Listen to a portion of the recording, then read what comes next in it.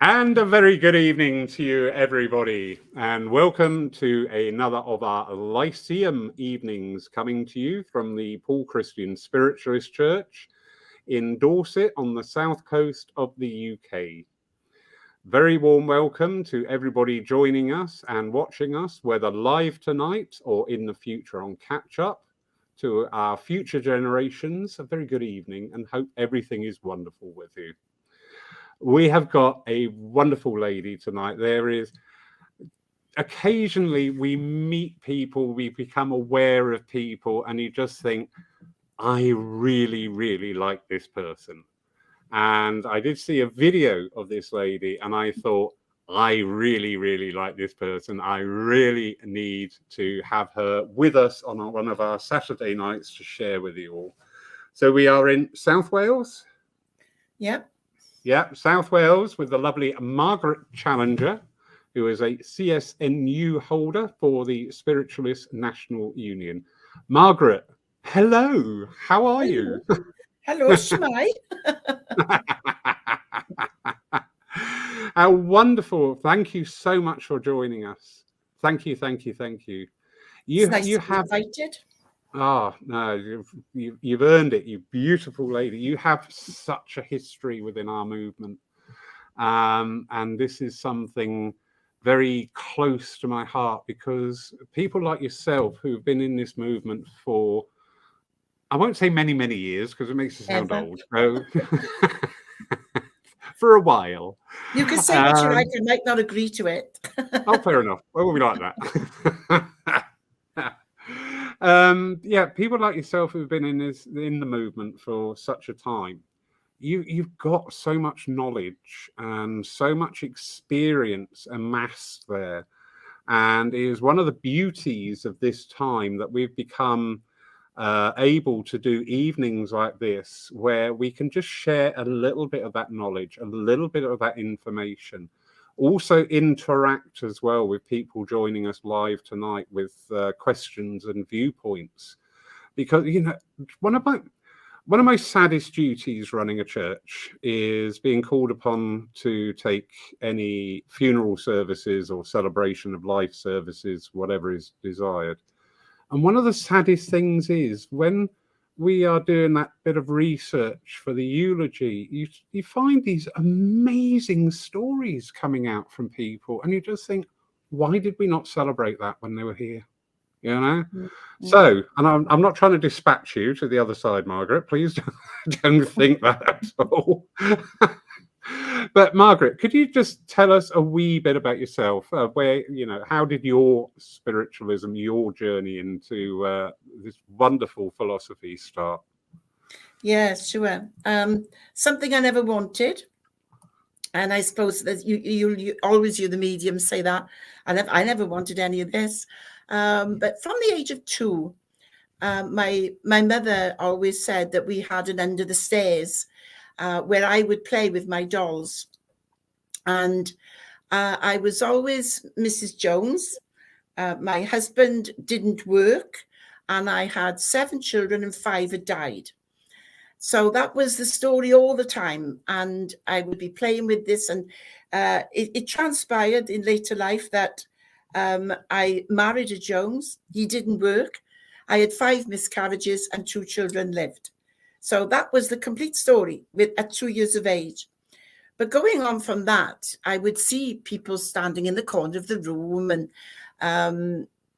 I would say to my mother, who was mediumistic, that what I could see, and she'd just say to me, well, ask them what they want, talk to them. So luckily for me, I was brought up with not being afraid of who I could see and talking to them forever. And when I started to go sort of teenage years, I didn't want to have anything to do with these people anymore. I was busy. I had a life. I had dancing to do, and all that kind of things. There's other ways of expressing yourself in this world, and that's enjoying yourself. But they wouldn't leave me alone. My parents would be out, and I'd be in bed, and they would come up the stairs, bump, bump, bump, bump, bump, physically making that noise of ascending the stairs. And they'd come to the door, and I'd pull the duvet over my head, you know, and I'd shout, "Go away, leave me alone." And then they would switch my light on and off in the bedroom, or they must have been having a great time with me, I tell you now. Or I'd hear my voice being called, my name being called, and I would turn around and it would be the blank wall. And my mother would come home and I'd be shouting, "They're doing it again." And she would just laugh and she'd say, "Well, tell them to stop doing it." Well, of course, I didn't think of that. I just said, "Leave me alone." And I'd be hiding under the duvet. But it was never a bad feeling that came with it. And now in hindsight, you could see that like attracts like, and I was enjoying my life, being a little bit wicked here and there, and so were they. So that went on and on and on until I married this Mr. Jones, and my life wasn't very good. As you can imagine, he didn't work, and I needed lots and lots of help during that time. And I was very grateful to my mother for being able to give me readings. But it's difficult when you're close to each other, isn't it? You feel as if you know a lot of stuff. So it was always difficult. So I used to take my mother to churches when she couldn't drive, and I'd sit in the congregation or maybe even in the car. And on one occasion, we were in a little church called Lyceum, which is not far from here. And she said to me, "Come up here this evening." So I did. And she said, "You've got something to give to somebody, haven't you?" And I went to the gentleman then in front and I said, your father's in Spirit World, isn't he? He said, "Yes." I said, "Thank you." And that was my first message. That was it. Job done, I thought. And it was amazing. I thought, "Oh, he said yes." Oh, now, even though I knew what I could see and I knew this and that up until all my life, up until that moment, I'd never sort of given it to someone else before, to a stranger, if you like. And then I would attend the odd open circle in our church, and then I became involved in the church as speaker secretary, and saw how everything worked within a church environment. Sort of came up through the ranks there. Started working the platform with my mother then, under her wing for a long time, because I didn't know what philosophy was.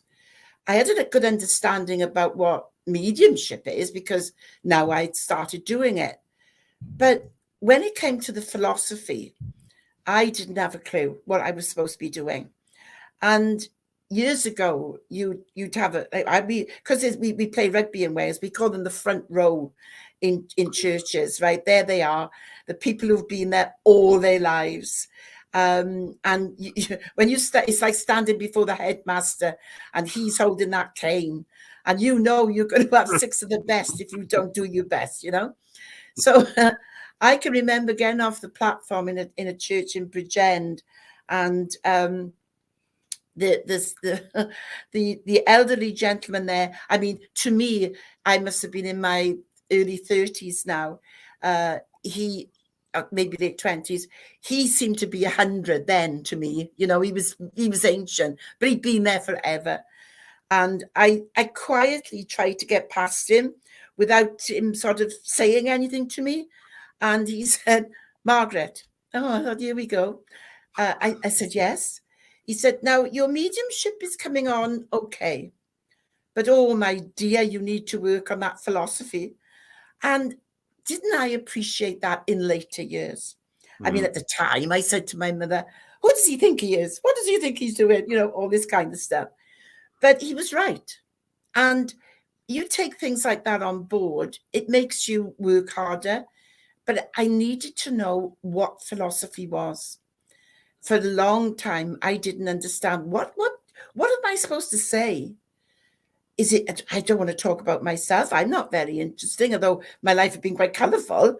But surely people didn't want to know that. And then I realised, well, hang on a second. You talk to people, relatives of people, and that seems to go down okay. You're getting along all right there, so they tell me. But what about this philosophy? why can't you let people from the spirit world talk to people and let them do the philosophy? Oh, that's a great idea, because then I wouldn't have to do it at all, will I? They could do it. And that's how that started. Was I realized that, stupid, because it's happening all the time when you're mediumistic, you're receiving. But other than relatives, I let the guides, if you like, or the philosophers speak through me. And I just said what they had to say, until in the end, I was able to allow them. I sort of step aside my body and I let them speak. And sometimes it's in rhyme, which is quite nice. And I'm always aware of the presence of the person delivering the philosophy. And I'm quite an extrovert, if you like, in some degree, but I'm a very outgoing person. And when I have the philosophy of the person in the world of spirit delivering the philosophy, it could be someone who's quite angelic, which is not me. So I go in, oh, look out, here we are. I know who's here. And it's like as if I have to behave. And I adjust myself, and right, okay. And I'm told to now listen, Margaret, right, okay, I'm doing what you're told. But it's so lovely. And when you see the eyes of your congregation after, when I sort of become aware of what's finishing, and I hear what's being said, but I don't know what's coming next. So it's quite nice to listen to it from my own point of view. But it's so moving, isn't it? Philosophy is so important. But I have to admit that I don't like the philosophy that we hear today. But yeah, so it's just gone on from that, really. And then one day my mother, she used to go to this place called the Arthur Findlay College with her friend. And she said, I think she quarreled with my father. I'm sure she did, because her friend couldn't go. So she said, you're taking me. Right, okay, where are we going? Oh, up to this place in Essex. So I drove her up there. She'd obviously had to pay for me. And we were in one of the workshops. We were with Gay Moore, was the tutor at the time. And it was quite funny, really, because I'm a bit clumsy as well. And and we were asked to put something in an envelope and put it on the table, which was in the centre of the room. And she said to me, come on, you join in. So I did. And as I put my envelope down, I sort of knocked everything on the floor. Everybody's envelopes went flying. And that was the first time that anybody ever called me a prat. I didn't even know what the word was, right? But there was this guy there from London with the broadest English accent, and you prat. I went, what? What is that? I never heard of it before. I was quite taken back. However, we had a demonstration that evening, and Kami asked me to the platform and said, I want you to turn your back and not look at the audience. So I said, right, okay. And I'm going to point to someone, and I want you to give them a message, if you like. I said, right, okay. And she was smiling, because now I understand why she was smiling, because that wasn't a problem for me. I mean, spirit will do the work. I don't. So we did that, and they came and they said it was a father, uncle, brother, whatever. And then she said, I want you to go out the back of this house, and what can you see? And of course, it was all accepted. And from that demonstration, then I was invited to go along with Gay Moore on her German week, and eventually became a tutor there at the Arthur Findlay College, which I did for 5 years. And I finished on my own accord because of the politics that were entering within the establishment at the time. And I didn't like that. But as a result of all that, it meant then that I started having invites from all over the world. And yeah, it's been interesting. I've just about worked in Hungary, Germany, Switzerland, Spain, Holland, England, Scotland, Wales, you know, the Edinburgh College of Parapsychology, SAGB. It's been a roller coaster of being part of representing the people who choose to educate us from the spirit world, to be part of that teaching process. It's been an honor. And of course, the amount of people I've met is very, very rewarding. And it's nice to see now that those people who were in foreign countries then are now far exceeding the knowledge that the British people have, I think. And I remember the first time I drove up to the Arthur Findlay College on my own. I cried all the way from South Wales to the bridge. We crossed over the bridge, and when I got to the first service station, came back and I came out and I lost my car. I had no idea where I put my car. I was in an awful state. I had to go back to the entrance, walk in and do all that kind of stuff. And then I eventually drove on to the Arthur Findlay College, and I had to prise my fingers off the steering wheel where I for 4 hours, you know. I was terrified, absolutely terrified. So you can imagine then being invited to go abroad and go on an aeroplane on my own. Oh, for goodness sake. And then go and stay in foreign countries with different people, languages that I didn't understand, having to work with interpreters. But yeah, it's been absolute wonderful. It's been an honor. And I feel as if that was what I was chosen for. No hesitation about it at all. I just know the reason why I'm different to maybe lots of other friends that I've got. I think differently. Although I'm an extrovert, I'm quite the loner as well. I like to be with myself because I am never alone. Now I know that schizophrenics say that, but right. But I know I'm not, because I could be in the garden. I love my garden. And I have no idea what grows tall and short and fat and thin. But I have a grandfather who did. And as I'm digging the plot and putting it in, no, don't put that there. Why? Because that's going to grow 6 foot. All right. Put that at the back. So I'm never alone. I do hear voices, just like schizophrenics do. But yeah, it's fascinating. And besides the mental mediumship part of it, there's a lovely story that I should hold dear to my heart. I get telephone calls from people sometimes to say we've got noises in the house or something's happening. So I always say, right, I'll ring you back in 5 minutes, because then I sit and I always say to the spirit, well, right, what do you want me to do? Do you want me to go? Because sometimes they need me there, but sometimes they say, no, you're okay, we'll do it. And then I can ring the person back and say, I'll contact you tomorrow. But this one occasion, they asked me, yes, go. So I went up, I drove up, and when I knocked on the door, the lady there, she was fostering, a foster mother, and she had one son of her own, and then there was an older foster son and a younger foster boy. So when I went up to the bedroom, oh my goodness, there was clothes everywhere from floor to ceiling. I'd never seen anything like it. Well, as a mother, and what I forgot to say was when I got to the top of the stairs, I knew that there was a spirit person there, and about the same age as the oldest boy they were fostering. And because like a mother then, I turned to this energy and I said, what on earth is going on here? This stops now. And I don't want any more nonsense.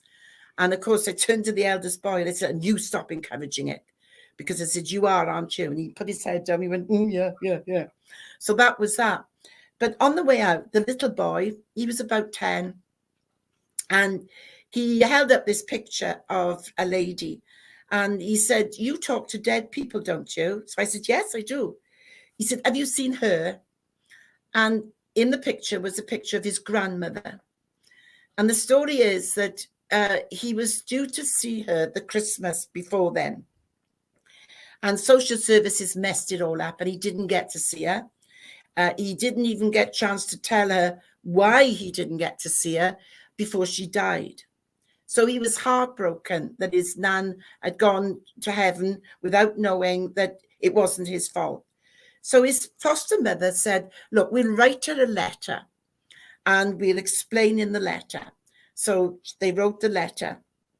So immediately he showed me this picture of this lady. She was there like a flash.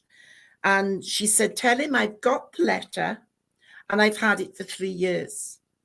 So at this point, I didn't know the story. And I said, your nana's got the letter and she's had it for 3 years.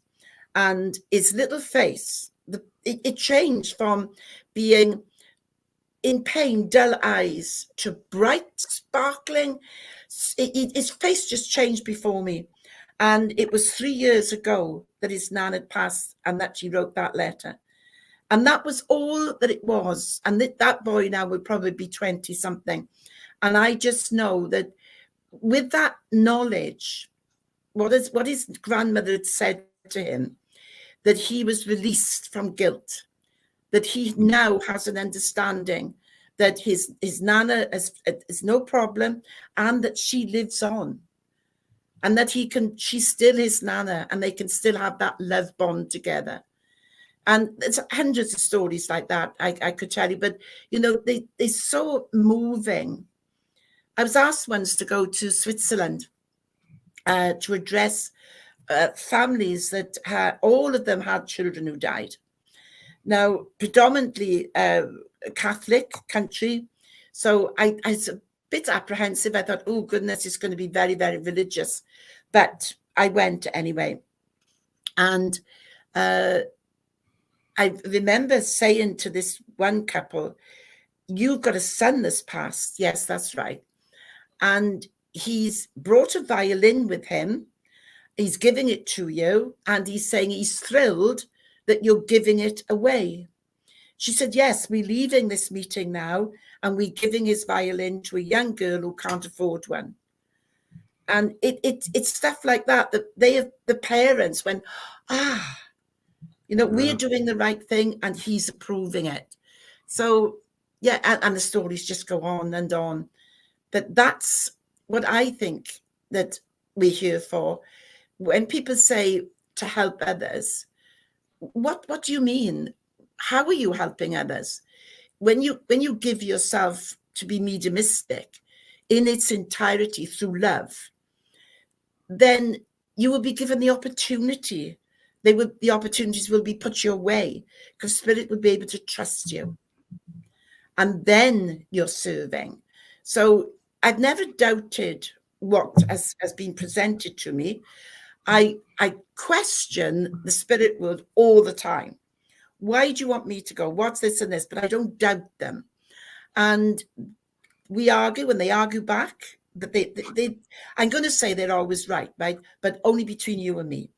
I won't let them hear that. Yeah, and that's what makes it all worthwhile, is the outcome. It really is. I mean, I can remember doing a demonstration where there was 300 people in that room and bounced around the place there. And this this boy, as I was leaving, he said to me, well, I came here tonight, he said, thinking that you lot were kooks. I said, and are we? He said, I'm leaving believing. Job done. And I don't think he had a communication, but the evidence that was provided for others. I mean, there's been some hilarious moments in places where I'd gone to a lady and said, your husband's here, and he's talking about a chicken and sandwiches and falling on the floor. And there's a pro within that place. And hang on a second, I need to come right over here. And little did I know, but now I'm talking to the daughter. I said, and you were involved as well. Yes, she said, I picked them up, put them back on the plate. So the whole room was involved that night. I'm so sorry. And that's what the people in the spirit world who have an intelligence, right? They know who's where and who's who. They know where their wife is. I mean, if you have lost your memory when you die, you get that back. So I can't see that if my husband was in spirit world, that he wouldn't recognize me. So they can go direct to the wife and say to the medium, tell her about the chicken and the sandwiches, and then go direct to the daughter and say you were involved as well. But that's so, isn't that a wonderful gift for mediums to have, to be born with? But it doesn't matter, I don't think, if you're born with a great mediumistic ability, you still have to work at it, don't you? You can't become, you can't sit on the fence, you can't become complacent. You can't say, oh, well, I know there's a man in spirit or a woman in spirit. I saw a dem one night, right? And and the medium said to this lady, right, who can take a man in the spirit world? Woof. This lady's hand went straight up. I thought, oh, there we are then. So she described this man as very, very happy. Yep, that's him. Always having a joke, always a smile. Yep, that's him. Yep. So that was that part. So, right. So now the medium said, I got a gentleman here in spirit. Yes, same lady, puts her hand up. And she said, but this gentleman is very happy. No, sorry, very miserable, very sad. She said, yes, that's him. But she said, you just accepted that your gentleman was very happy. And she said, yeah, but he could have sad days. Oh, yeah. This is a new kind of mediumship that I haven't heard about then. Yeah. We could have happy men and sad men. Isn't that the norm? So, yeah. Yeah. Beautiful. If I could just go back a wee bit into that wonderful presentation there. You're talking about the philosophy, and that is one of my great joys and great loves within spiritualism, because I always believe that philosophy, when it's delivered correctly, when you've worked at it to build that link with the spirit world, to let them talk, to give voice to the voices, that philosophy is the message for everybody in these chairs. All right. During the service, yes, the medium will come to individual people, but in the philosophy, everybody gets something to take away with them to make them grow. And it's absolutely. And that happens for every medium that allows that overshadowing or a light trance control state. That will happen every time, because the spirit world, the teachers, the helpers, the guides, whatever you want to call them, are so intelligent. They know who's going to be in that room and their needs. And in that address, in that philosophical address, they will address the whole issues of everyone. And they do it in such a skillful way. Yeah. But to download a poem from the internet and produce that as philosophy is lazy. You need to work at your mediumship. It's all right to say, oh, but I had 3 children to put to bed before I come out. Or, yeah, but you knew a month ago, maybe a year ago, that you were going to do this demonstration this night. So preparation is important, because you see, the spirit world need us to be prepared for them. Yeah. We enter into a relationship with these people. It could be through healing, philosophy, mental mediumship, helping with survival and at rescue circles, all that kind of thing. You've got different workers for different disciplines. And with philosophy, if you can get the bond between you and the people who work through you on that philosophical side, oh my goodness, it's lovely. You'll feel them come in, and you'll feel the whole warmth of them as they fill you with their divine light. And then all you have to do is just to let it flow. But isn't that the gift of mediumship? Because shouldn't that be what you aspire to? Not make it lazy and just pick up, oh, my philosophy tonight is me.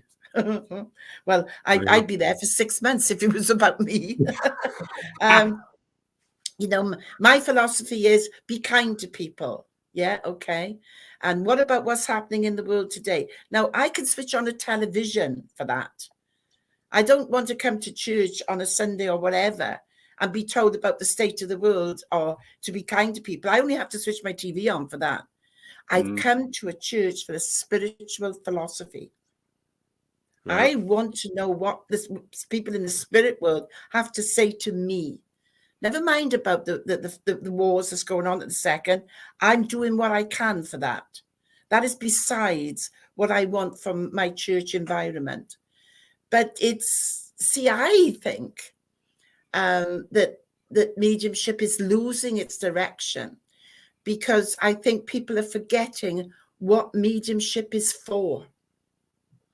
It's not just for I've attended, since we got this wonderful Zoom, I've attended many, many open circles, and I've lost all my hair from the sides because I pulled it all out. There's no structure, there's no design, it's not informative, it's and I don't know why, and I haven't got a clue why I'm doing this. Well, then go back to the drawing board. Know why you're doing it. Know what mediumship is all about. Understand what it is. And your attitude will change then. It has to. I mean, I'd like to get everybody who's budding medium, get them all into one room, sort them all out and said, right, now go on your way. But does that make me the person to do it? I don't know. But there are plenty in this world today who are quite capable of teaching people to be better mediums, or to put them on the first platform. But do those people want teaching? Will they accept someone else's point of view? I mean, you said, and quite an experienced medium. Yes, I've been there, done that, got the t-shirt, been told don't give up your day job. It's I understand what it's like to be told keep working at it, but it didn't do me any harm. And I think, you see, if we remember why, remember who we're representing, that these people need to tell their relatives that they're okay, that they're fine, that they're living on. And to do that, they need to produce the evidence. And there's very little evidence from what I can see that it used to be. Mediums would work at their mediumship years ago and provide that wonderful, wonderful evidence. Some of my students will go to a meeting and they'd say, good job you didn't go, Margaret. We all thought, oh, if Margaret was here now. So I got a bit of a reputation of being a bit of a strict with rules, and know what you're doing, be serious, but have fun with your mediumship by all means. But they've had to know why they're doing it. And our pioneers, do anybody know about our pioneers? What they went through and how they had to work at it, and the Helen Duncans and the Arthur Finleys and Maurice Barbanels, all of them, Silver Birch, and so on and so on and so on. It's like when I've often said, you go to an employment center and they offer you many jobs and you select that one. Wouldn't you straight away want to know, what do they sell? What's it all about? What am I supposed to do? What part would I play? It's the same with mediumship. What part do I play? You're not on your own. It is a partnership. Very true. And yeah, I reflect your words there. I think somewhere along the line, in many cases, but most certainly not all, that we have lost that core essence, that we are dealing with living people.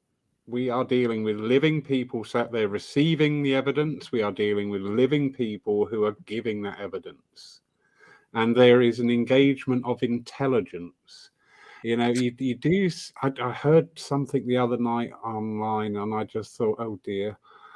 Before I dispatch this spirit back off to heaven on accompanied by unicorns or something, and I just thought, oh my, you know, one day I'm going to be that message, and I'm really not going to enjoy it. Yeah. But yeah, it's this basic thing, you know, we are dealing with intelligence, and when we approach our mediumship, whatever manifestation that is, with intelligence, we get that back from spirit, because spirit are there ready to, you know, engage with us. Yeah, because I say to students, you know, you're talking about, I have a spirit here. Why don't you say I have a person here? Yeah. Because if you say spirit, what are you meaning? What does that mean? Does it mean a light? Does it mean an energy? What is it? You know it's a person, right? Unless it's a dog. But yeah, so I have a person here. And I always feel sorry for the communicating person, because they only have the intelligence of the medium to work with. They only have the experience of the medium to work with. The amount of vocabulary that the medium has will depend on how the communicating spirit can converse. Because if they can't give that medium words outside their capability, their vocabulary capability. So we've got a very intelligent communicating spirit with someone who, let's say, is illiterate. So we've got a medium that is illiterate. So very few words in their vocabulary. So that medium's got very few words to deal with. But when that medium is in the place of say, that there's the communicating spirit wants to talk to his wife, and that's all he's got to work with, then poor man, because he is intelligent, he knows his wife is sitting there, but we've got a medium, bless her, who hasn't bothered to expand her knowledge of words, of culture, of education. She just knows, I can speak to the spirit world, and that's all she does. But then, you see, we've got the communicating spirit with an intelligence banging his head against the brick wall. I want to speak to my wife. I've got a gentleman here. He's tall, yeah. He's talking about his wife. I'm not sure where she is, or if she's here, or if she's in the spirit world. I'm not sure. I don't know. And it goes on and on and on. And you can imagine that communicating spirit screaming, my wife's there. She's brokenhearted. I need to speak to her. Just tell her I'm here. And it doesn't get through because the medium is not able to pass that on. And this is when I say, what do you do in mediumship for? Because you're waiting, that lady who is beside herself, her husband is you. Let them unite. Let them speak to each other. Don't speak for them. Let them speak. I mean, the spirit will respect the fact that you're limited in your vocabulary and use words that you will understand, so that you can be able to deliver his words for him. But it wouldn't be nice if we did expand a little, just for that reason. Do mediums realize this, that they need vocabulary? You know, when we do overshadowing and light trance work, and the guys who are projecting that information, that philosophy through, are only able to use words that you have in your vocabulary. I mean, if you're totally in control, out of it, and deep trance, then they don't need your vocabulary. They use your voice box. But other than that, they've only got what you can give them. And that, in lots of cases, is very limited. No, so, yeah, intelligence indeed. Very true. And also, it's so many people come into our movement, whether casually or with any great intent, but there's always this, I'm going to be an evidential medium. You know, that's where I'm going. And very few times do we actually examine the evidence supporting our ability to do that. You talk about somebody who may be illiterate or whatever with their education, but we see Helen Duncan was completely illiterate, but one of the greatest physical and direct voice mediums going, because Mm. that was the root of her spirit, as you say. Understand what our limitations are, and we'll work with it. But sometimes we become a little bit too dogmatic of, we see somebody on the platform and I want to do that, without any thought of what that entails, what goes on in the background, how many Sundays out of the year you're going to give up because you're out there working for spirit and serving spirit, you know. So we need to engage more with that intelligence of spirit and others to find out what is my ability, you know, where am I being led on my spiritual path. We've got another thing as well is when, like you just said, I want to be a platform medium. How do you know that that is what Spirit will have intended you to be? Exactly. You could be a healer. You could be the person who opens the door of the church every week. Yeah. You could be the platform medium. You could be the person who is the shoulder to cry on for so many people who pass through our lives. That's the work of the Spirit. There are so many spiritual people doing jobs for the spirit world who have never entered a spiritualist church. Yeah. Who don't call themselves mediumistic. I don't know whether spiritualism, the ism, has been put on, that we forget that there's a spiritual side to everyone, not spiritualists. You know, if you take off the ist, are we all spiritual? How do we think? How are we prepared to help others? It's all very well saying that, and doing it is another thing. Being on a platform demonstrating mediumship is, unless it's done respectfully, accurately, and within the knowledge of education, then don't go on that platform yet. Don't stand there yet. Go work with someone, go with someone, have to serve an apprenticeship. I did. It was invaluable. What I witnessed as going with my mother, you use the protocol, the church rules, etc. You should know everything that goes on. And if platform mediumship is not yours, then don't give up, because Spirit might have encouraged you to be aroused, you know, your idea about this spiritualism. What is it? But investigate everything about spiritualism, so that, well, I thought I was a medium, in demonstrating medium, but I'm more torn towards healing now. Yeah. And it'll come. Go to your churches, but get to know what the church is about first. I mean, like yourself, that everything is done voluntarily. It's done from the heart. It has to be. When it becomes otherwise, conflict arises. I've seen it. Everybody will know what we're talking about, and it's sad. And when you get mediums then saying we must learn to love each other, unless we understand what's going on, you don't know what you're saying. You don't know where that's directed. It's being rude to say that to people. But if you let Spirit guide you, Spirit lead you, let them. They're much more fun to have on your side. I wouldn't be without them. They keep me intact anyway. Definitely.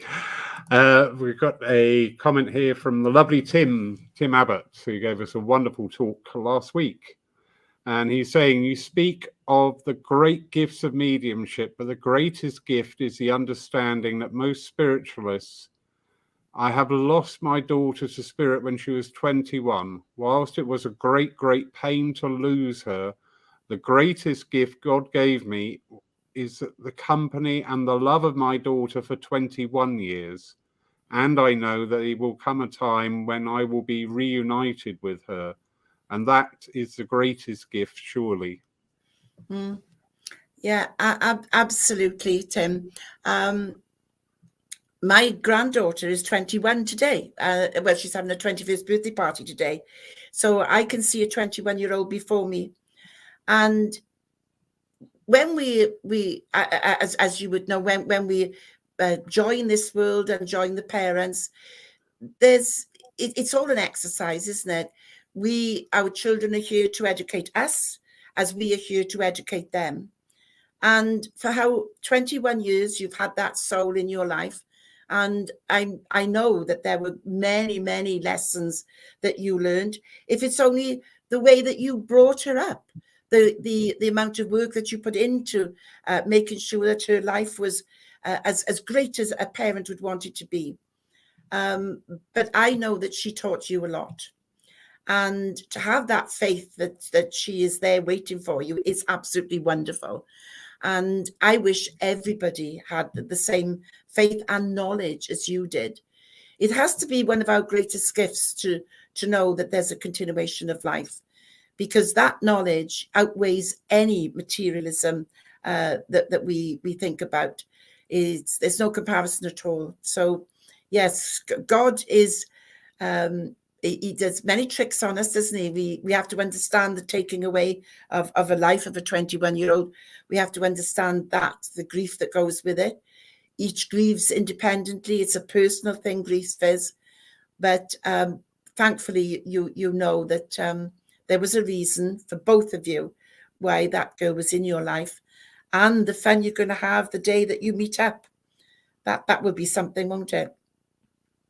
Indeed. And it is, and it's through the comprehension of spiritualism, not just the understanding, but it's the actual comprehension.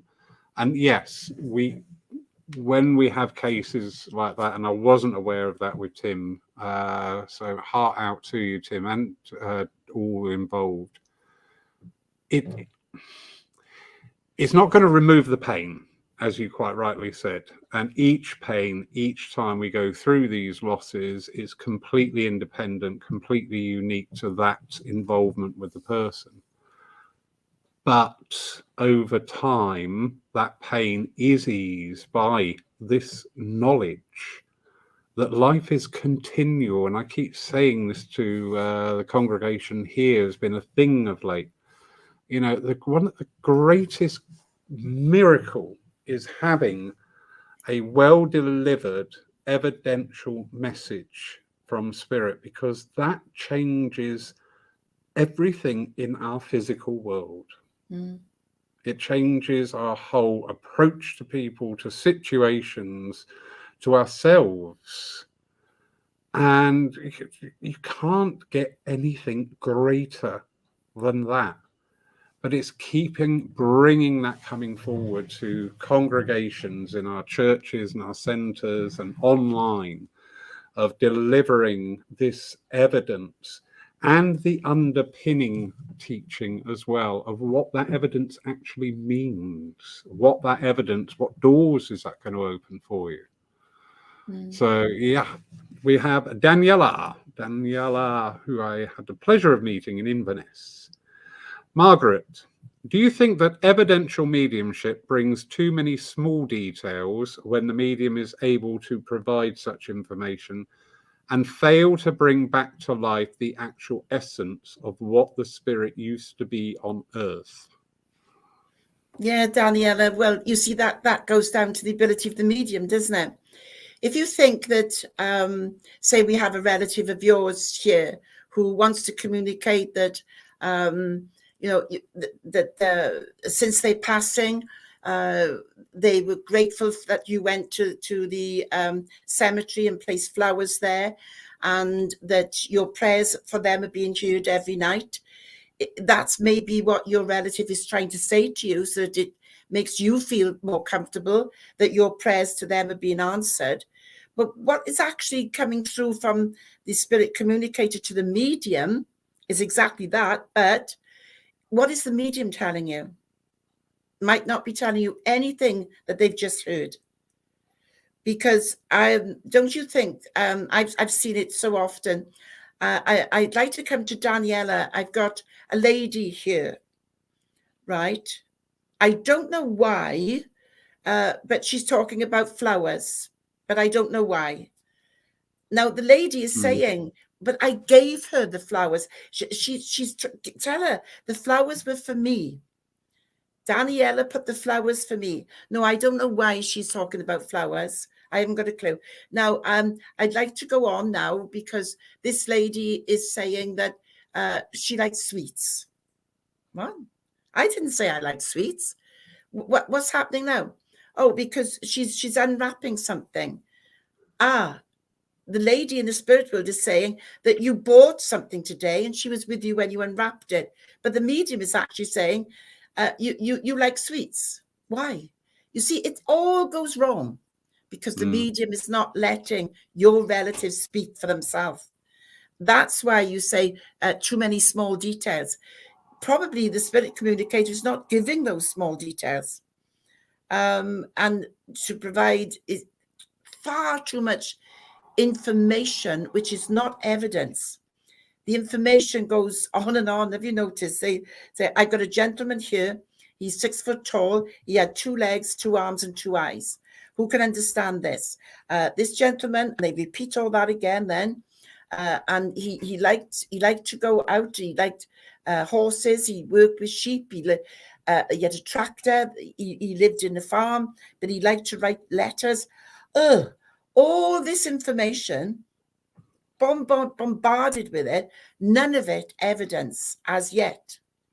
And then you'll get someone who will say, I can understand a gentleman who was on the farm. And what about the rest? No, I can't understand anything else. Okay, we'll work with that. And that's it. That's where they think they've got it. So there's too much information, not enough evidence. And that's because they don't let the spirit person speak. They speak for them. I have seen that on many an occasion, sadly, where you have almost a tsunami of information coming over.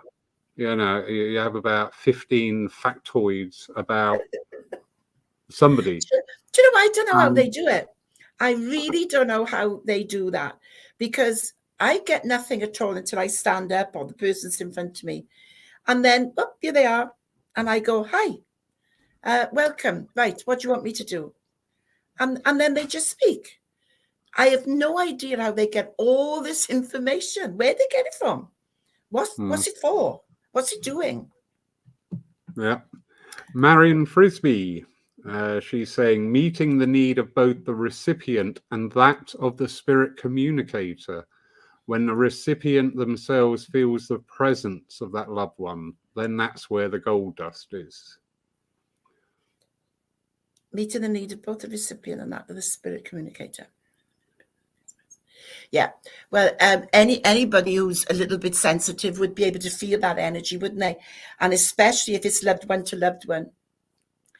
Do you know, when you're in a demonstration or a workshop, wherever, when you've opened your mediumistic ability, your sensitivity, you should be able to feel the energy of the visiting spirit, whether it's to that medium, or that medium.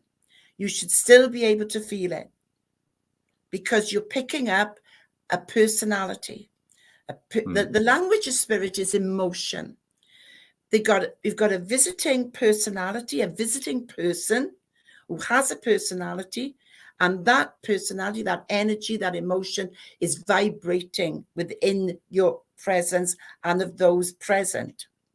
So with the congregation, with the workshop, you will feel the change in the energy.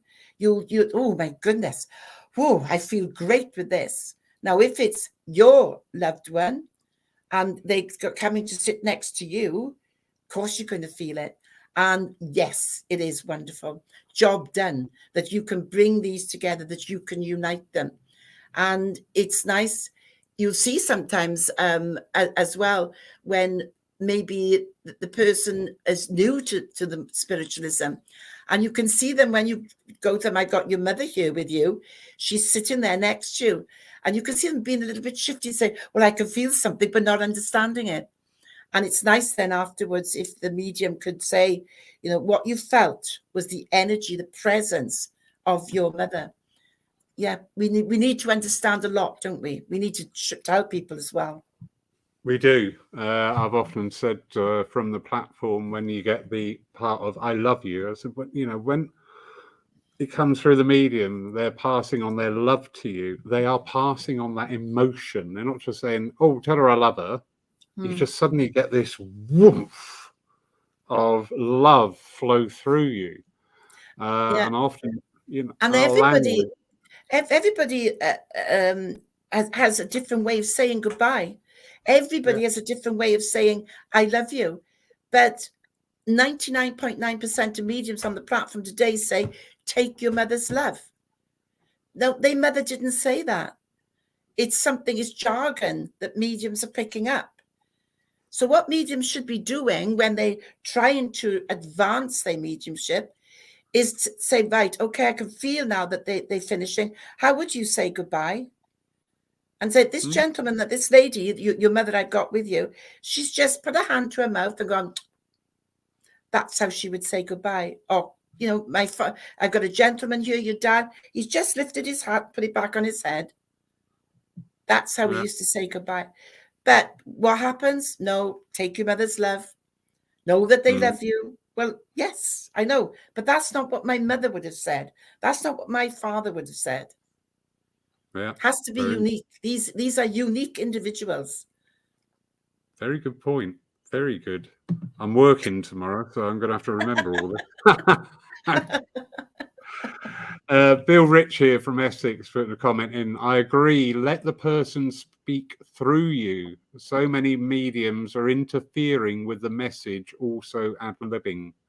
Oh, I agree, Bill. Yeah, have you seen the same thing as me? Yeah, I've got a man here. He's wearing a white collar and a tie. Now the gentleman is saying, "I'm a teacher," right? This is what the spirit person is saying to the medium. But the medium doesn't want to listen to the gentleman because now they're going to take the stage, aren't they? So I've got this gentleman with a white collar. Now, who can understand a teacher? Right? Who can understand, it's not a teacher, it's a bank manager. And they just make it up as they go along. And if it's not a bank manager, then it's somebody who would have worn a white collar. Now, come on, who can understand this? We've all worn white collars, and it goes on. And we're sitting there looking like this and thinking, whose party is this? Because it's not mine. Yes. And that's another one of the skills that we need to learn and to develop and to teach is having that confidence. I think is probably the best word to be on a platform, because being up on a platform talking to a load of people is not in everybody's energy. No. But it's getting that balance between having that confidence to do that, but also retaining that core energy of why you are doing that. Yeah. You know, become an apprenticeship in your work. Don't do those things too soon. The public will crucify you.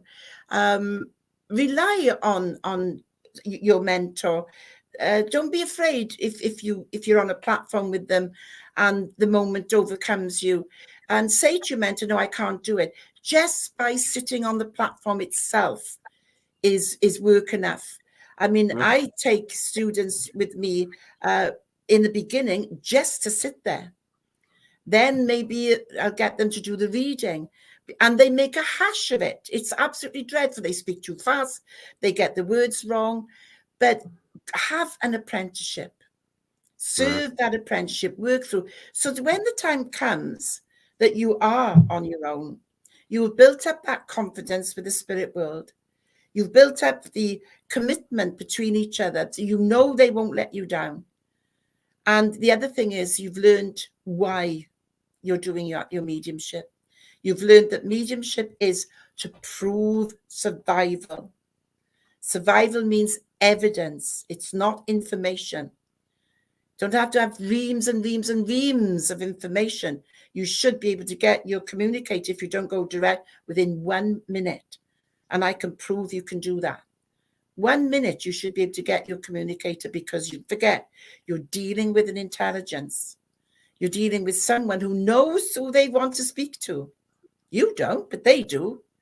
And if you've done your apprenticeship, if you've gone through the schools of learning about philosophy, learning about trance, learning about our pioneers, learning about who we are, am I doing the right discipline? Is it healing I should be doing? Or is it just making the tea? Learn who you are, who you become, and what it is that you're here to do. Service is, as many places in spiritualism, service is wonderful, but you have to be right with it. It has to suit you. Yeah. We had a wonderful medium, probably about 10 years ago now, who served the church twice and then gave up doing platform work because every time she got on the platform, she was sick through nerves. Yeah. Her mediumship was exceptional, but the fact of standing in front of people was that thing that was not in her energy at all. And there was very little opportunity for her to work with that, because we still have this culture very much of, you sit in circle for X amount of time, or should be when the tutor says, but unfortunately sometimes it's when the student says, and go straight on platform to do a service, to deliver a prayer, to deliver a reading of meaning, to deliver philosophy where you are giving the world a spirit, and to provide the evidential mediumship. There's a whole gamut of energy you're working with there. And you've got to understand each and every one and be comfortable with it. Yeah, because you mentioned prayer there, and that's so important. What do you pray for when you're on a platform? And if you think, how many kinds of prayers are there? There's a prayer for a wedding. There's a prayer for a christening. There's a prayer for a funeral. There's a prayer for a meeting. There's a prayer for a demonstration. So learn all of those prayers, not just one. And why are you praying? No, they say, we ask you, God. Well, God provides. We know that. So he's already doing that. You don't have to ask him. Think about what it is that you're doing. It really is important that you structure everything you do. Mediumship makes sense. There's nothing about mediumship that doesn't make sense. It's how it's delivered. It doesn't make sense. Very good. Very good. There is a comment here from Tim again. And he's just saying, Margaret, it saddens me that you speak in this way about uneducated mediums being limited, when some of the greatest mediums of the past were completely uneducated. Yes, I agree that they were. I've been trying to think of in Poughkeepsie, the name of the gentleman there who couldn't read at all. Oh, Andrew Jackson Davis couldn't read at all, and look at the books he wrote, etc. So I apologize if I've come across in that way. The point I was trying to get across, Tim, was that you must know yourself that spirit are limited to the amount of words that they can use, and the expression and the knowledge. So if mediums understood that, if they were taught that the spirit would only have what you can offer them, then they might broaden their horizons. They might search for different knowledge, because unless they totally in trance, a deep trance, spirit need what's in their vocabulary. And it's sad, because if you've got a medium that's really willing to work and yet limited, maybe she could be encouraged to understand why we need to broaden our education. So I'm not saying that they can't do it, but what I'm saying is that spirit world is limited to how they can express themselves through someone who is uneducated. I mean, I've seen nurses. I mean, I'm not a nurse, but I've seen nurses on the platform give, my goodness, words that they use within their working environment. So that's exactly what I mean. They couldn't do that with me, but they could do that with them. And if we're in a job of work that the spirit communicator can relate to, then they're going to talk about that, aren't they, to their son or daughter? So if they can use the information and the knowledge that the medium has to get their point across. But if the medium, maybe didn't go to school, left school early, etc., then it is very limited. And you know yourself, spirit is no respecter of persons. They want to get their message across. They're not going to wait for a medium who has a vast amount of knowledge. They're going to do it tonight and just hope that they can get through what it is they want the recipient to know. But I've seen it, and you must have seen it yourself, where it's sad that a medium restricts her ability to be greater with a mediumship by not expanding the vocabulary, etc. Ooh, I hope that helps. No, that does. I get that totally. And it's all little things. One of the common phrases is your toolbox. And, looking at pictures of different countries, so you get an idea of what the geography is like and what the climate can be. Because all these little nuggets that you store away in your subconscious, spirit at some time or another will be able to use them. We have a medium down this way who's got a certain amount of local celebrity status. And when he first started off, he could not read or write, which he found a great limitation for him working on the platform. So he actually went to class to learn to read and to write and to and that expanded with his mediumship as well. Because it is, we forget as mediums, evidential mediums or healing mediums, we tend to forget at times, we're not always working for everybody else. We're here on a journey as well. We're here to experience things. We're here to develop ourselves, our understandings, our links with the spirit world and links with the people living in this world with us. And there are times when we're going to be asked by someone, what is this spiritualism stuff that you do then? So how are we going to answer that if we don't know about how it began? The Fox sisters, maybe Helen Duncans of this world. How are we going to explain how it came about? That people might say to you, what are these tarot cards that you do? Are we able to say that in France, in goodness, it used to be just a parlor game, an ordinary pack of cards. And then some entrepreneur decided we put some mysticism behind all this. And now they've become a tool for spiritualism and readings and so forth. And how are we going to explain all the different tools that people use today? Angel cards, tarot cards, crystals, and so on and so on. Do we know all about that? When someone asks us a question, shouldn't we know what it is we're doing?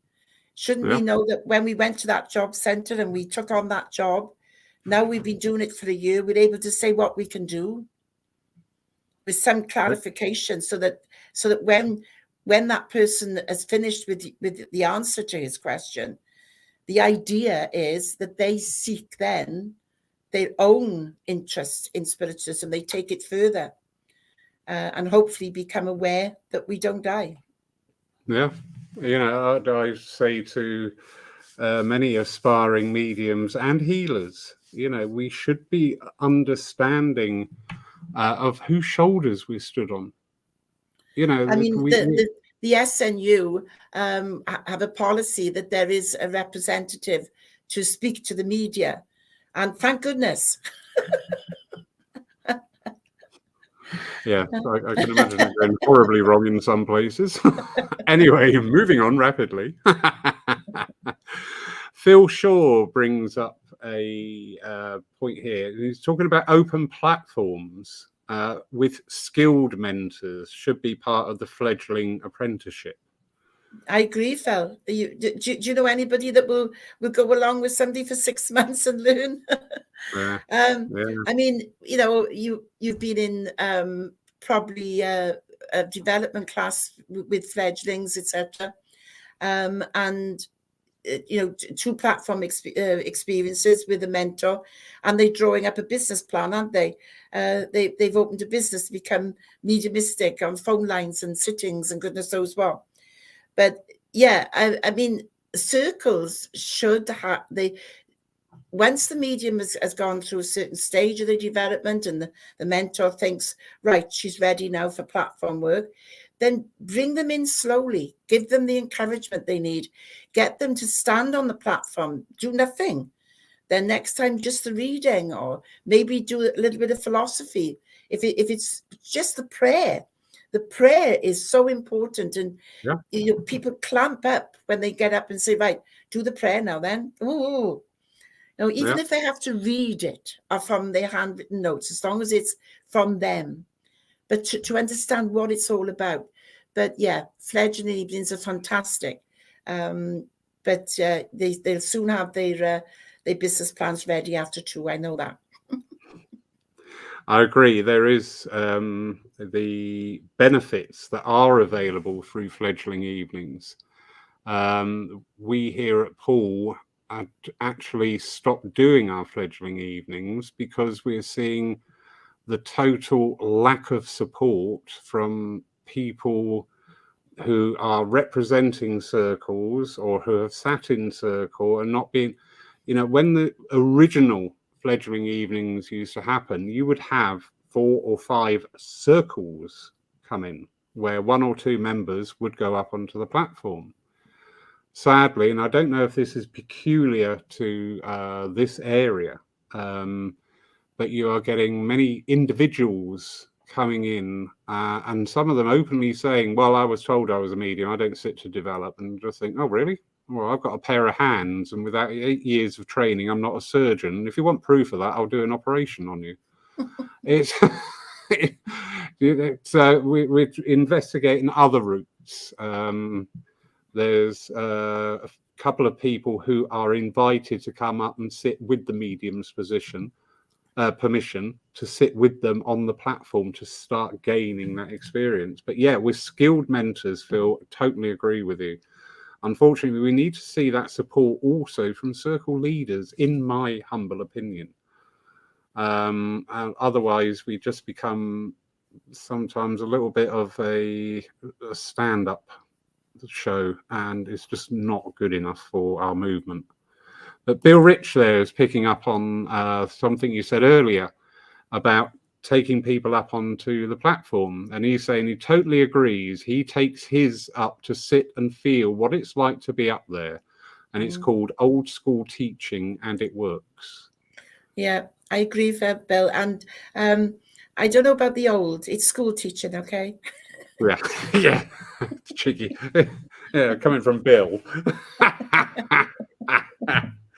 But yeah, it's true, because the energy, a very interesting thing that I'm gradually progressing people through on the art of chairing meetings here at Poole.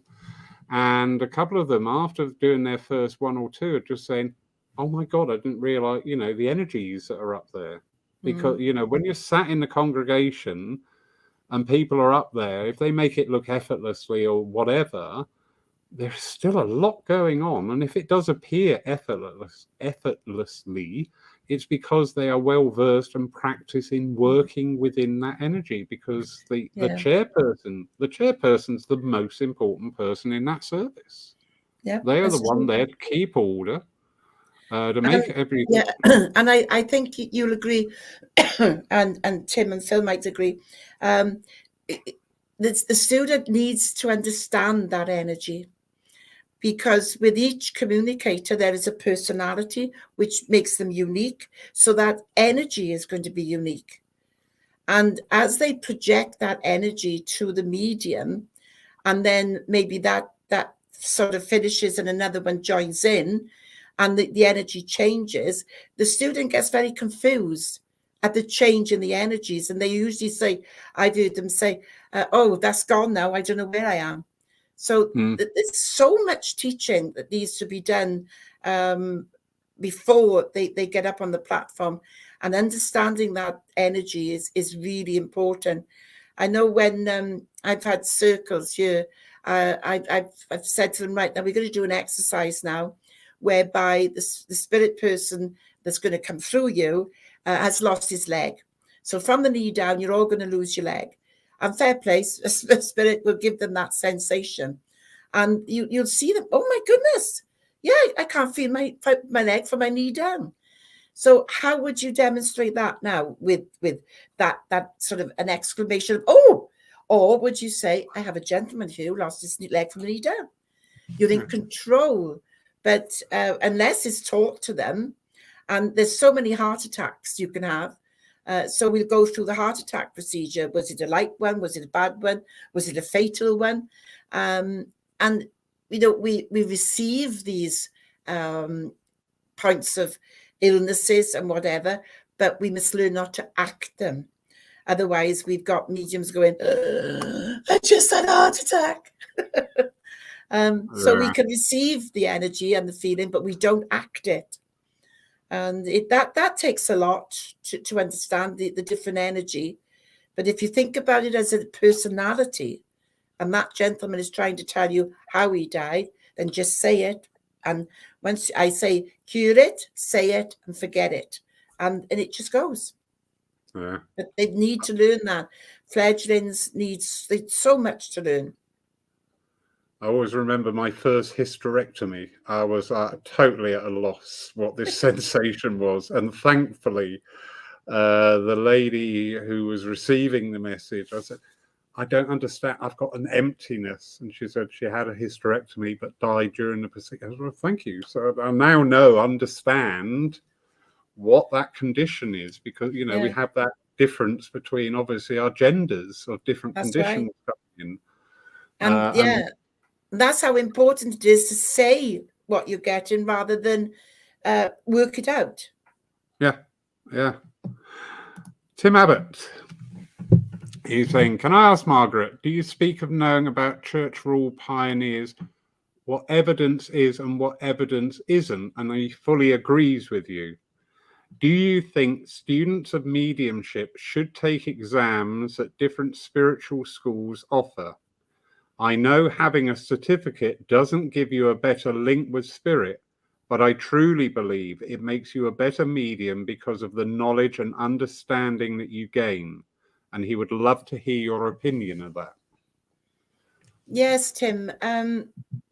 I took my CSNU because I was teaching at the time. And I thought, well, it's all very well for me to teach about all this kind of stuff without having done it myself. That was one of the reasons. During the course of that, the investigations that I had to do to pass the different, subjects and the questions, to pass the different questions I was asked, I had to research and investigate, as you know. And of course, a piece of paper doesn't make you a better medium. But going back to educating yourself, broadening your knowledge so that the spirit world can use it. And if you're asked a question, you can answer it properly, then it's essential that we need to study.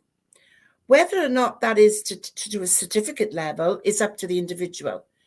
But to study is I would think is obvious, and you would want to do it. You would want to know what's going on. The interest would be there.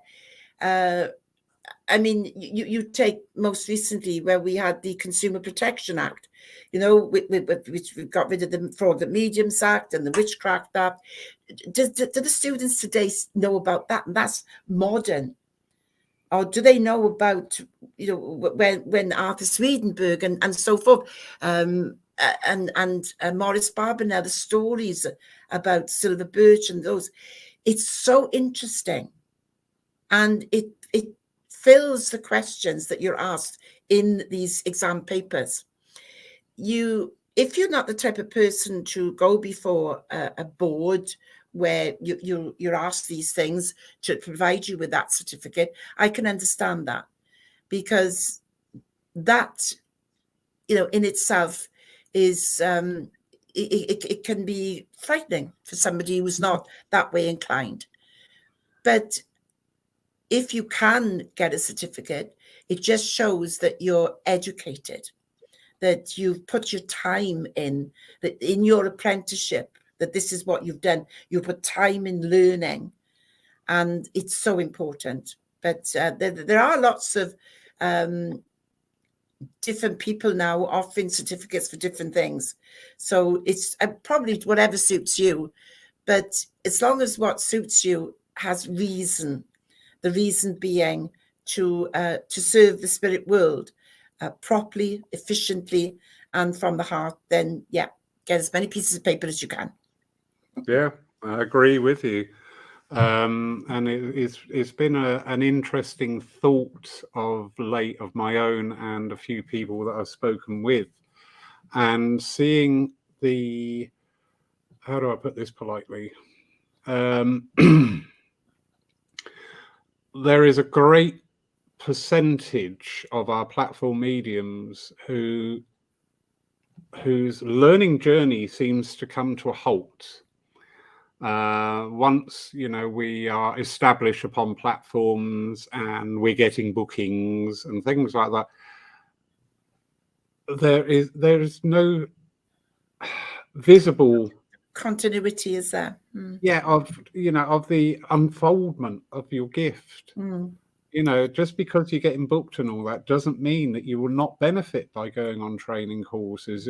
Doesn't mean that you will not benefit by going to, because one thing, as we were talking before we went out live tonight, one of the great things about this time that we are in is that we are now able to talk. And as you've seen tonight, there are a lot of mediums in the room tonight, listening and putting in comments and hearing from you. And we can have this intercourse, this exchange of ideas and thoughts, and we can agree or disagree. And do you know what? We can disagree and still remain friends. It's a fallacy that we can't. But it is so fascinating because we are getting this ongoing development. So to me, I am a medium today, but I'm not the medium I'm going to be tomorrow or the day after, because that will continue to unfold. I will learn. I will talk with people. Bill, who's in the room tonight, gave me a very interesting exercise online, and it worked beautifully. And I've incorporated that within my mediumship. So, when we are an independent church here down in Poole, but whenever we have people on who have got certification, I always make great lengths, and I haven't done it with you tonight, so I'll get in there before anybody else notices, to put in their certification, because you've worked damned hard to get those letters. You do, but there's also something that we should all remember as well, is that sometimes these papers, these certificates, the road to getting one can be expensive. And I was in a position once where I wouldn't have been able to afford, when I was married to that man who didn't work. I had no money at all, so I would not at that time have been able to have paid a penny for any coursework, etc. But if my church had put their arms around me and said, we'll come to the education classes, don't worry about that at the moment. When you're ready, we can put that in, but we can do the groundwork. So this is something else that the churches need to understand, that not everybody can afford. And I mean, I can remember going to church and not being able to afford a raffle ticket. I did 50p to go in, but I couldn't afford a raffle ticket as well. And when the man with the raffle tickets used to come round, I used to pretend to be busy. I was so embarrassed. But that's the situation I was in then. So we must remember that. And I mean, to attend the Arthur Findlay College now and take certain exams, it's become very expensive. But it's great to be able to do all that. But I think the majority of people are not able to spend the vast amount of money that's needed to take part in that. But I think through their churches, they can give them the same opportunity.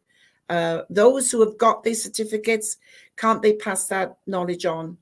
So that when they are able, in 10, 20, 30 years' time, they can apply for their certificate then. Yeah, no, that's a really good point, and especially about the financial side, because we are seeing a whole gamut of fees for various. I've got to be so careful here. Various things which may be of great value or may actually not be so valuable as the advertising would suggest. And I'm just certainly not dragging into any of the recognized bodies here of their certification, but we are seeing the big rise on social media sites of about you can tune into whatever this energy is and you can do this and you can do that. And I just think, well, where's the evidence in there and where's the actual benefit to thing? And what happens if you can't tune into that energy? Oh, well, it's not for everybody. And I just think, oh, really? That's handy. I thought spirit information was for everybody, but never mind. Maybe I'm wrong. But moving on before I say something which will get me taken off there. Of course, these people who can't afford to take the exam, they can always get the job of darning auras. Because apparently you can send your aura away and get it darned. So there we are. There's a way of earning money. I had the most beautiful kick up the backside from upstairs on this very subject.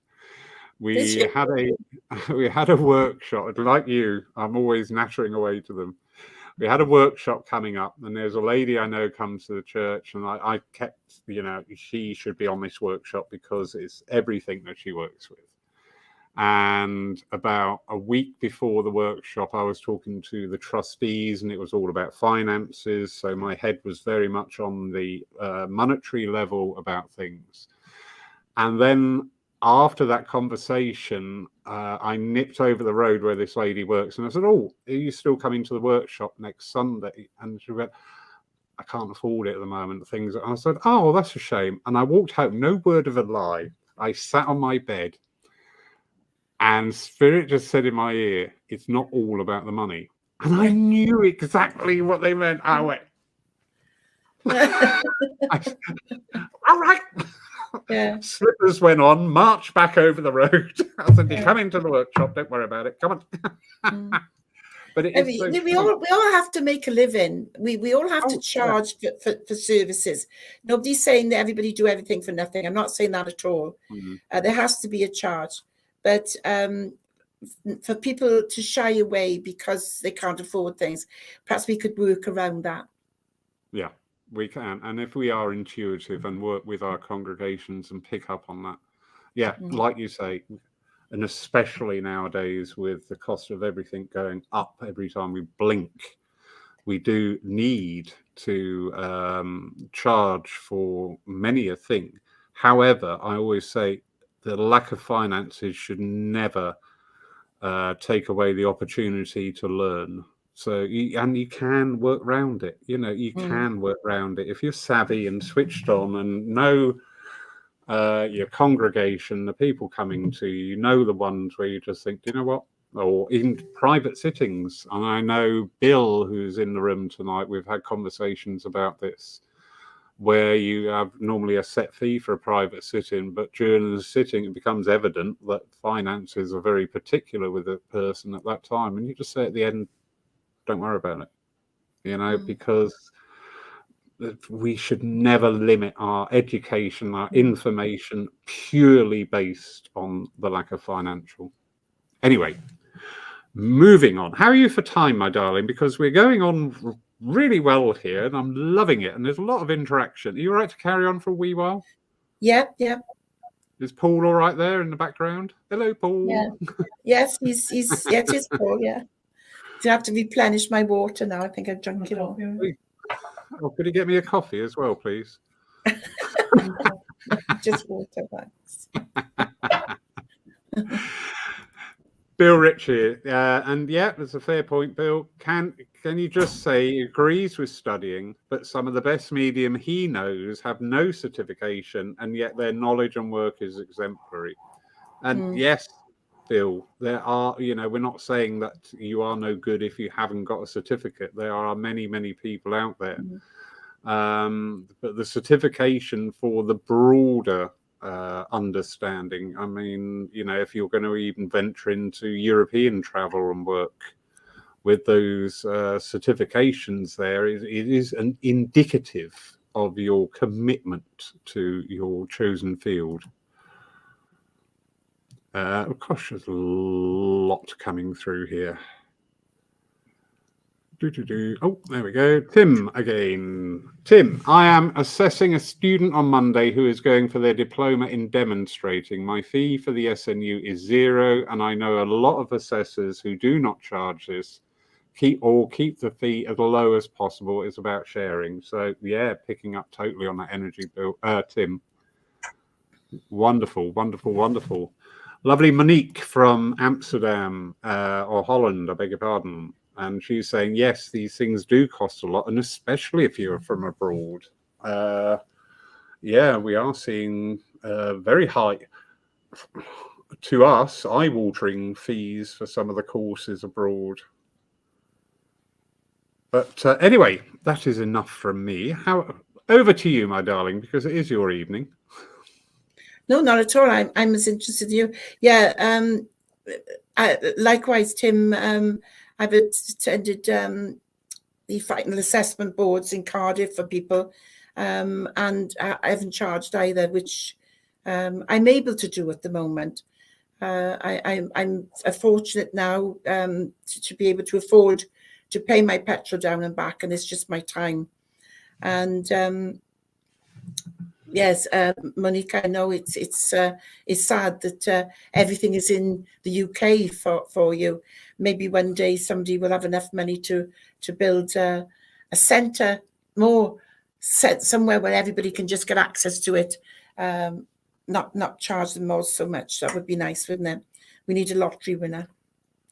Yeah, well, I have that agreement with upstairs. When I win the lottery, this is what we're going to do. But on that subject that Phil said about, there are great mediums without certificates. There are far more better mediums without certificates, because it's natural to them, and they've never thought the need of having a certificate, etc. I know quite a lot of people like that, really good mediums, good dedicated service to the spirit world. But if spiritualism is a progressive movement, and we do need to move with it, and educating our students is good. We can't stagnate. We can't stand still. The youngsters today are clever. They're up there. They're savvy. Students from abroad are very, very aware of lots of things that maybe we are not. So we need to be up there. We need to be looking forward. Somebody said to me the other day, they did a demonstration on Zoom, and they thought it was awful because there was no singing and or just the playing of music. And I said, well, we have to remember that perhaps some 80% of the congregations today for demonstration evening, not for service, a demonstration evening, don't come to sing songs. They come for the mediumship only. So maybe we have to, push ourselves ahead. Spirit world are always ahead. They always know, ready to move on. But we do tend to stagnate a little bit. We stay in that cozy corner, don't we? But it doesn't matter about certificates, I agree. But if we're going to stand on that pedestal and say something about a movement that nobody knows anything about, let's do it in an educated way. Let's represent the spirit world in a manner that is intelligent, that people can understand, and then likewise they'll seek out their own investigations on the subject. Yeah, that's very true. It is very true. The beauty, I think, of spiritualism, we have a very wide net tonight of independence, SNU, and other affiliations. And everybody's talking, which I think is wonderful, because I say, regardless of our affiliations, we've all got that same word in our title, spiritualists. And that is so important. And with some of these certifications, the organizations, I am not having a dig here. And this is quite rare for me to say something like this. I actually applied for membership of an organization, and I was told that I would have to renounce my job here and my title to join that organization. And I'm just like, really? Really? And through that, disbars me from going on to receiving certification. So maybe that's something else that our organizations want to look at. Can we afford financially in this day and age to disbar a large proportion of, let's talk about this as a business, of our customer base because of a caveat within our joining fees or joining instructions? It's very interesting. I mean, the Arthur Findlay College is the business. The SNU Redwoods is the union. They're quite separate. Obviously, one upholds the other, but the union itself has many benefits. If they have legal representation, and they have building funds and saving, all kinds of things to help churches. The Arthur Findlay College is a business; it's a college, so they have to charge, and of course the union has to have a membership contribution. So there's two aspects there, but I know that there are strict religious rules for the union to be a member of that, but and that's. I'm not saying that to be picky or to be pointed or anything. It's just as an observation, following on from the theme of having certification. That you will be disbarred from potentially achieving any of those qualifications because you can't meet the basic membership criteria or unwilling to meet the membership criteria. And as I say, we're in this new world now where we have so many opportunities to look at what we do and actually give it a review. We had a topic on a wee while ago about healing, and that was very interesting conversations there about healing, and sometimes the very restrictive rules that are placed upon it, which are, either turning people away from the healing route or just making them give up. But, we are not coming, we are in this new world now where it's good to talk. And it's good to debate things and ask questions and, maybe not reach a resolution, but certainly not walk away, banging doors behind us. So Tim Abbott, he's very active tonight. We love Tim in the room. He's saying the spirit world is the world of intelligence. Part of a medium's job is to express the intelligence of spirit. How true. Yeah, absolutely, Tim. I always say that the language of spirit is emotion. And my job is to express that emotion in words, to put that emotion that I'm getting into words. And obviously our experiences in our own lives has a lot to do with that, doesn't it? Because if you get, like I had 5 miscarriages. So when I get impressed that this lady that's joined me as a miscarriage, boom, I get that memory of mine. So I'm able straight away to express the feeling that comes with it. Your mother is here, and she's saying about your miscarriage. Boom, spot on. It's emotion, isn't it? So it's good. And don't you find, Tim, that personality of a medium plays a lot in their mediumship, in the delivery, in the expression. That the medium's personality has a lot to do with them, with her mediumship, how it's presented, and that I think so, because we're not all mad. Some of us are quite shy and quiet. Yeah. So I've heard. Do you ever ask yourself this? And I'm putting myself on the line here, Margaret. You may think, no, what's wrong with him? Do you ever sort of think, is my personality detracting from that communication? In the beginning, perhaps, maybe, and that always down to nerves as well. Sometimes, Yeah. we get the giggles, don't we? And you get flummoxed. But now, because I'm so so attuned with those that work with me, I know when it has to be a serious moment with the recipient, or I know when I'm able to bring my own personality in with the delivery. It's always their words, but they're able to use my personality to color their words, to deliver their words. And conversely, if I say go to someone else, I go, oh, hang on a second now, this is completely changed. I've got to behave. Yeah. I have to give it to you like this. So yeah. So they do, but I can recognize that now. And that's what I was saying about energy. Students should know all about this. They should recognize this, should be taught this. Yeah. Yeah, that was a big, my personality.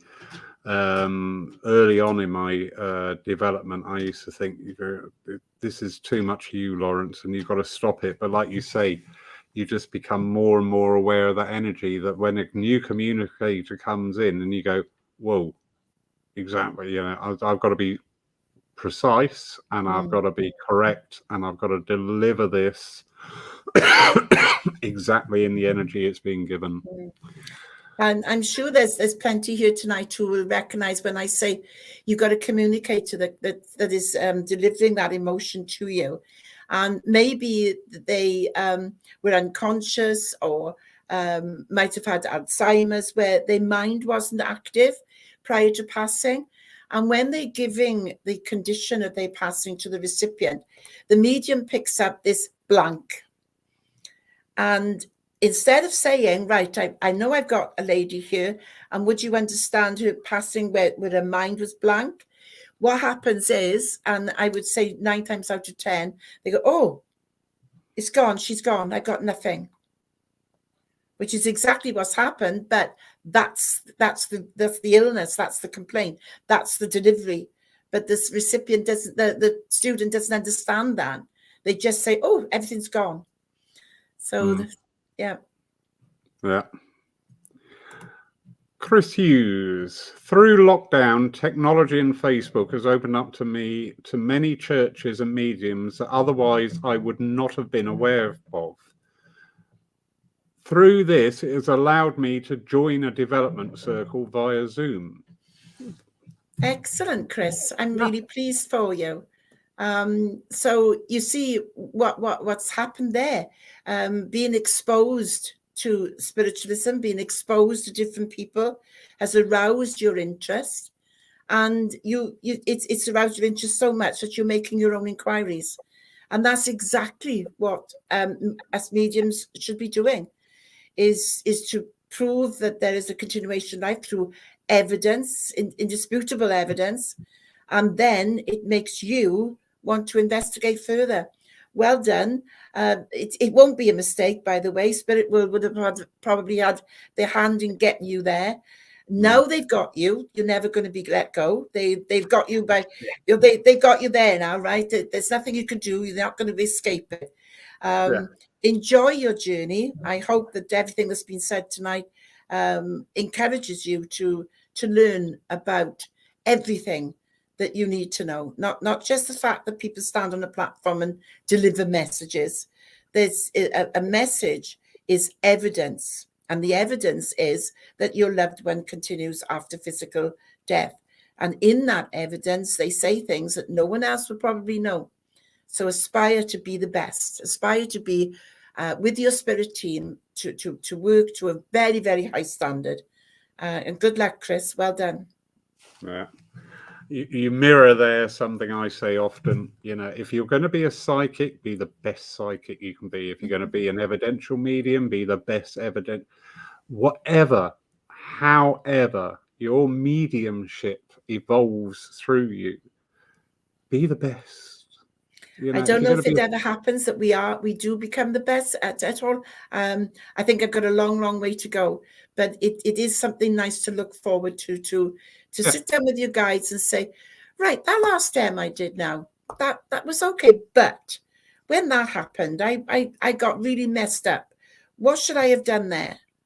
So we just journey on, we carry on, but it's a partnership. We're not on our own. Hugely. Yeah.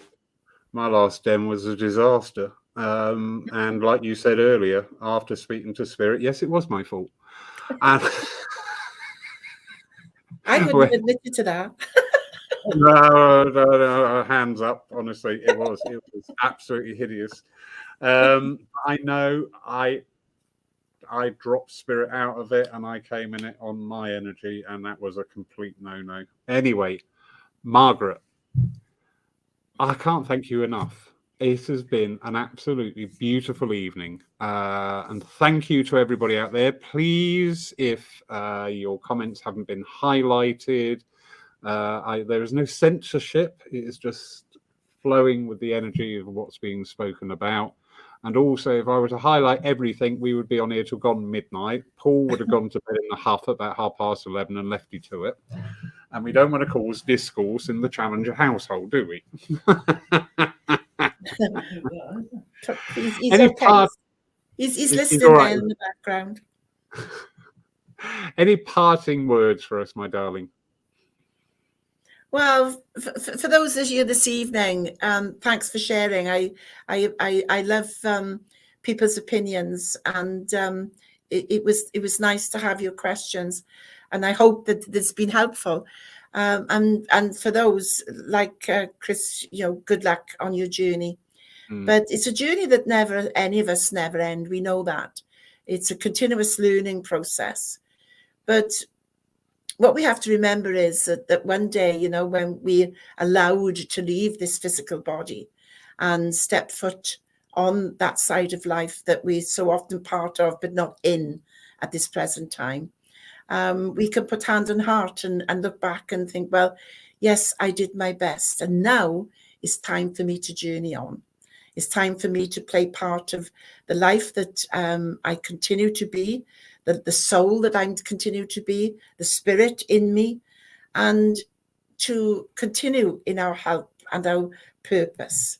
And I wish everyone, all of you, the most joyous of lives, the most happiest of occasions. And when all those experiences come your way and knock your feet from underneath you occasionally, you don't need me to remind you that it's a journey that we chose apparently to take, but how it will enrich our soul. And one day when we shall all be together on the other side of this energy, then I look forward to meeting you and sharing in that party, which I'm sure we'll have. So thank you, everybody. Good night. God bless. Margaret, absolutely beautifully put. And yes, what we're developing and learning here doesn't stop here when we leave this behind. This is going to come into that life between lives and be utilized and be of use and be another sparkling facet to our diamond. Beautiful night. Thank you so much. Thank you, everybody, for joining us tonight. Thank you for your input. It's been really great. Just so appreciative of this. We will be having a Lyceum night next week. I haven't got my finger out yet to organise somebody because I'm a little bit behind on my work after Jack leading me astray for 2 weeks, but I had a wonderful time. So here I am back. Have a great evening, everybody. Look after yourselves. And thank you so much for supporting us. And thank you, Margaret. And thank you, Paul. I see you adjusting the camera every now and then. Wonderful man. Thank you, thank you, thank you. And wish you all a wonderful, beautiful, and peaceful evening. Good night, everybody.